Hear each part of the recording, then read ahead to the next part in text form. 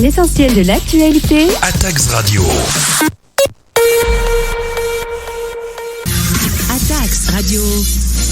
Priorité au local. Édition spéciale Rémi Reussiau, sous-préfet de Narbonne, répond au micro de Atax Radio. Atax Radio. Priorité au local. Monsieur le sous-préfet, bonjour. Bonjour. Nous sommes en direct ici, donc au QG des pompiers. À cette heure-ci, on a appris que le feu était fixé.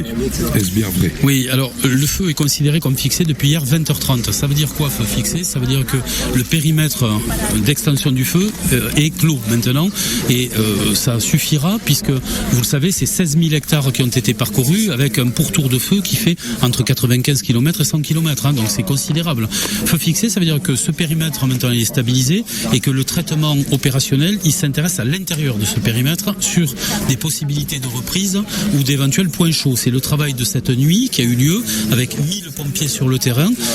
C'est à peu près la moitié de l'effectif que nous avons, mais il convenait de faire reposer la majeure partie de l'effectif et donc on a opté opérationnellement pour la moitié. Donc 1000 pompiers cette nuit avec des unités drones tactiques équipées de caméras thermiques, elles-mêmes reliées à des pointeurs GPS qui ont permis de déterminer les endroits où il y avait des reprises possibles et des points chauds et de les faire retraiter directement sur le terrain.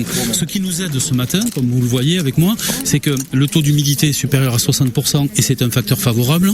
La température n'est pas très élevée, c'est un facteur favorable. Le vent est très faible, c'est un troisième facteur favorable. Donc la conjonction à la fois du dispositif terrestre qui repasse à 1850 aujourd'hui, personnes sur le terrain, 600 engins et les unités de génie avec des bulldozers et des engins à chenilles vont faire qu'on va petit à petit concentrer le travail sur le périmètre pour passer le plus rapidement possible, nous l'espérons, à un feu maîtrisé. Parfait, c'est déjà une bonne nouvelle, donc ça va diminuer un petit peu l'ampleur de ce feu qui malheureusement a fait un décès. Est-ce qu'il y a des choses qui sont prévues pour l'avenir? Est-ce que vous en avez déjà un petit peu parlé? Est-ce que l'État en a pris compte?